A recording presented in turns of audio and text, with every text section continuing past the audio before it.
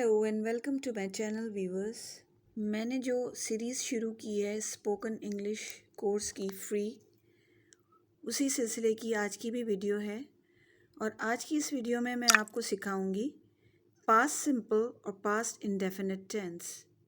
पहले तो ये समझेंगे कि पास्ट इंडेफिनिट टेंस या सिंपल पास्ट जो है वो हम कब यूज़ करते हैं। उसे हम उन एक्शंस के में यूज़ करते हैं जो पास्ट में ही स्टार्ट होकर पास्ट में ही एंड हो जाते हैं। अब ये सवाल पैदा होता है कि how do we form past simple. हम पास्ट सिंपल कैसे बना सकते हैं? तो पास्ट सिंपल का भी हमारे पास स्ट्रक्चर मौजूद है जिससे कि हम इसको आइडेंटिफाई करते हैं, इस टेंस को। मैंने अपनी प्रीवियस वीडियो में आपको बताया था कि सेंटेंस के 3 काइंड्स होते हैं। There are 3 kinds of sentence: affirmative, negative and interrogative. तो पास्ट सिंपल का एफर्मेटिव जो स्ट्रक्चर है वो है सब्जेक्ट प्लस वर्ब, लेकिन यहाँ वर्ब की सेकंड फॉर्म यूज़ होती है एंड ऑब्जेक्ट। अब इसको हम एग्जाम्पल से समझेंगे। We ate steak last night. पिछली रात हमने स्टेक खाया। यहाँ ईट की सेकंड फॉर्म है एट।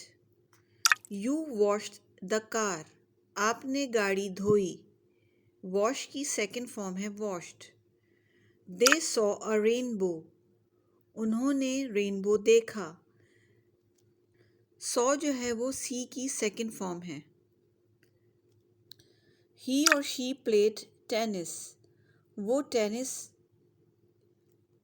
खेला या उसने टेनिस खेली। अच्छा, यहाँ ये पॉइंट ज़रूर जहन में रखें कि वर्ब्स भी 2 तरह के होते हैं, रेगुलर वर्ब्स और इर्रेगुलर वर्ब्स। रेगुलर वर्ब्स वो होते हैं जिनमें हम ईडी या डी लगाते हैं। ये जो मैंने आपके सामने 4 एग्जाम्पल्स पेश की, इनमें आप देखें जो वॉश्ड और प्लेड है ये रेगुलर वर्ब है, इसमें ईडी सिर्फ यूज़ हुआ है बेस फॉर्म ऑफ वर्ब में।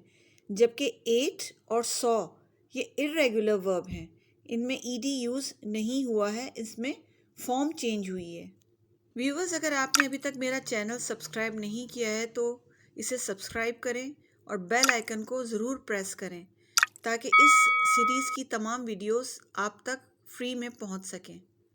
अगर अच्छी लगे तो थम्स अप दें, और अगर आप चाहते हैं कि दूसरे भी सीखें तो इस वीडियो को ज़रूर शेयर करें, because sharing is a good habit.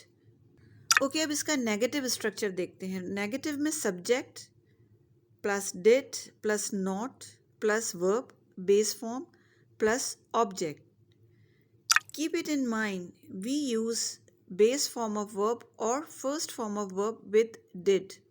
Did के साथ हम हमेशा verb की first form use करते हैं। अब इसको हम examples से समझते हैं। Ali did not finish his homework. Ali ने अपना होमवर्क मुकम्मल नहीं किया। They did not wash the car. उन्होंने गाड़ी नहीं धोई। I did not go out. मैं बाहर नहीं गई। तो यहाँ ये पॉइंट भी आप गौर करें कि डिड जो है वो सिंपल पास्ट का हेल्पिंग वर्ब है और ये डिड सारे प्रोनाउंस के साथ यूज़ होता है। I, you, we, they, he, she, it सब के साथ हम डिड लगाते हैं।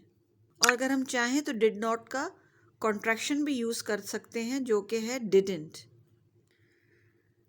अब पास्ट सिंपल या पास्ट इंडेफिनिट का हम इंट्रोगेटिव सेंटेंसेस को देखेंगे।